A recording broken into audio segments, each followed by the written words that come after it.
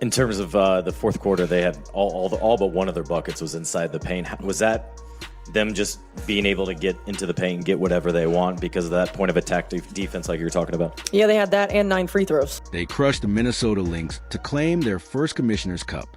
Then they obliterated Aya Wilson and the Las Vegas Aces. 3 straight wins, momentum on fire. Even without Caitlin Clark, beating the lowly Los Angeles Sparks should have been a given. But what happened next? Absolute robbery. The refs delivered a masterclass in incompetence. Calls so blatantly terrible that Fever coach Stephanie White could only mutter 5 damning words, exposing everything broken in this league. Sound off in the comments. What's your verdict on WNBA officiating? This is unacceptable. Let's go. We should have won this game. There was inconsistencies in the officiating. Wait until you see the second half. And I have everything. The Fever walked into this game without their brightest star, but what happened next shocked everyone. Caitlin Clark, sidelined for a 5th straight game with a left groin injury, left a gaping hole in Indiana's offense. Her elite playmaking, court vision, and scoring gravity aren't just stats. They're the lifeblood of this team, and without her, the Fever didn't just look different. They looked unrecognizable. Finding out this morning that we probably need to hold out again today. It really is a day-to-day thing. And I think for us, making sure that we're prioritizing her long-term health and wellness. It's anybody who's had some of these types of injuries understand that sometimes it's a process.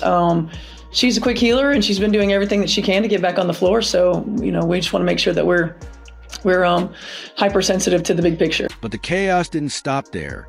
Danas was overseas repping her country in FIBA Mary Cup, stripping the Fever of a key bench presence. Size, experience, and reliability gone. Then came the biggest gut punch. Dana Evans quit the team outright. 3 critical pieces. 1 brutal stretch. Yet somehow, despite the carnage, the Fever were still heavy favorites. ESPN's analytics gave them a 72.9% win probability.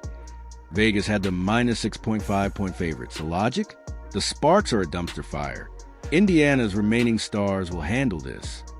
And why not?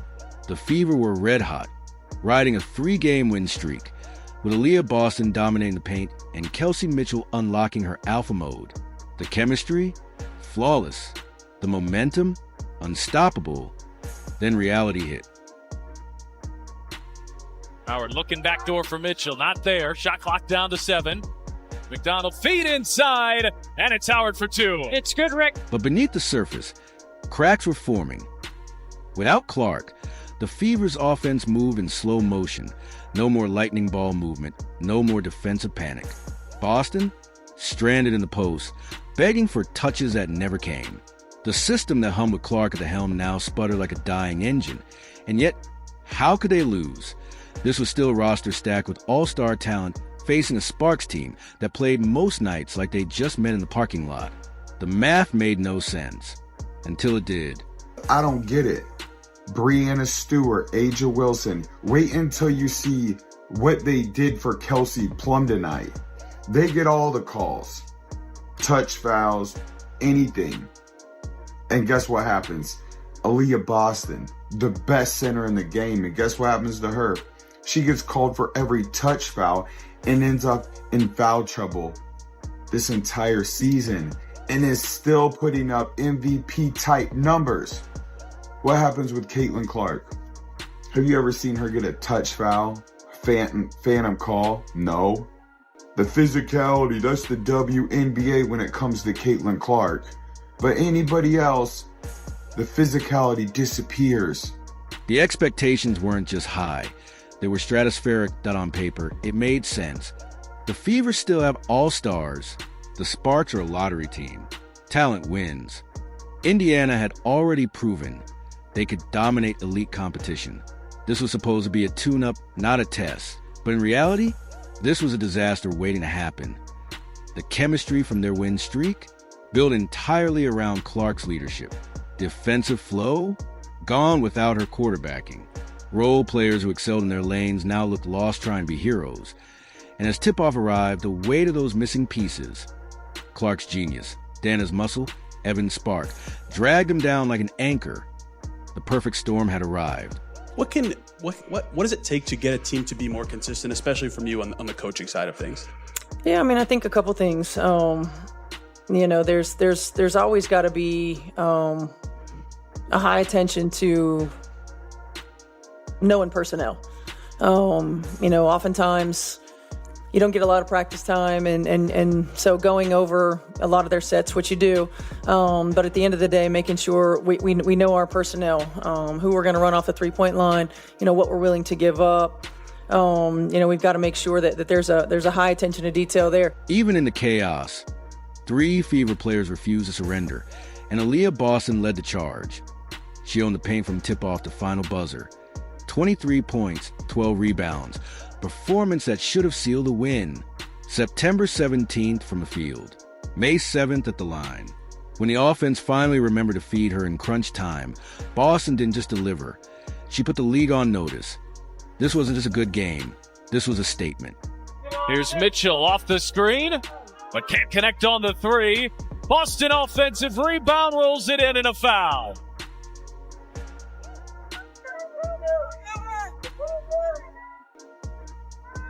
The 2 bigs bring the ball up the floor, and Hamby wasn't ready for that. How about that change of pace? That burst like a guard gets downhill to the rim. Kelsey Mitchell didn't just step up in Clark's absence. She took over. With the offense sputtering, Mitchell dropped 19 points, drilling 3 clutch threes to keep the Fever alive. But the night wasn't just about scoring. It was history to be wise suiting up for her 251st game. Mitchell etched her name alongside Tamika Catchings as one of franchise's all-time Iron Women. And while the results stung, her leadership, steady, relentless, undeniable, proved why this team never quits, even when the odds stack against them. Lob inside. Boston too far underneath. Shot clock down to 5. Kick out Mitchell. Oh, yes!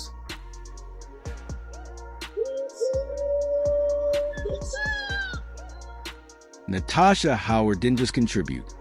She took the game over. The veteran forward delivered a 21-point, 9-rebound masterclass, missing a double-double by just 1 board while shooting a blistering 8 out of 11 from the field. When the Fever needed buckets, Howard answered. Splash from deep 1/2 3-points. Clutch at the line for 6FT. Dominant on both ends, this wasn't just a strong game. It was a reminder why championship teams need warriors like Howard. Busted them all up. We went to the same high school. Howard left alone. Answers with a 3. This was the Fever's big 3 at war.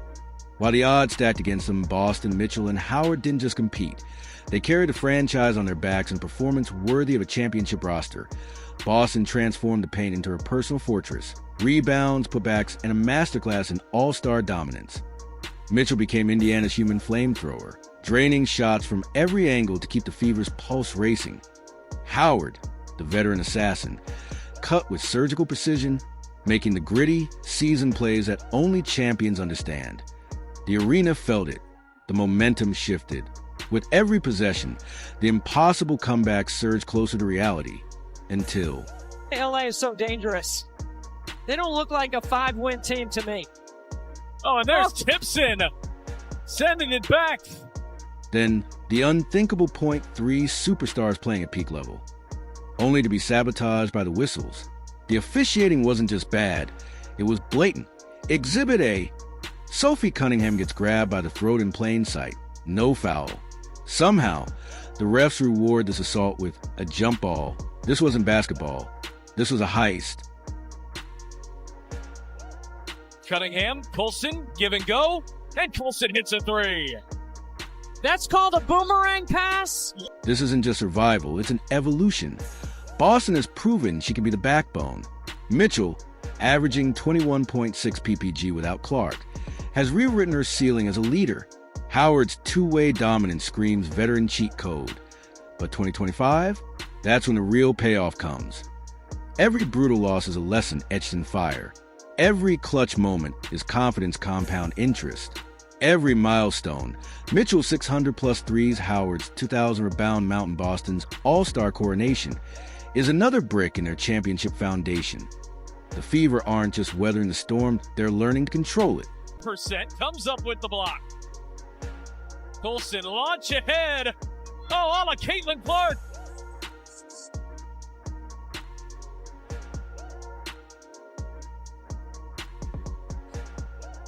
The schedule ahead isn't just games, it's a reckoning. Golden State, Atlanta, Dallas, Connecticut, New York. These aren't matchups. They're auditions of Fever's championship DNA. And when Clark returns, this battle-hardened squad won't just compete. They'll hunt.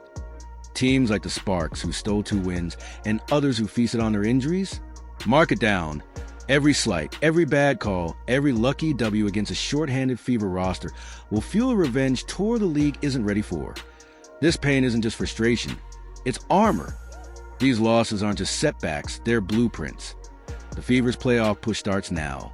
With Clark's return looming, a top 4 seed is still in play. And when the playoffs arrive, they'll be the team nobody wants to face. Sound off below. What's your take on the refs? Smash that like/subscribe. The Fever's second half will be must-watch.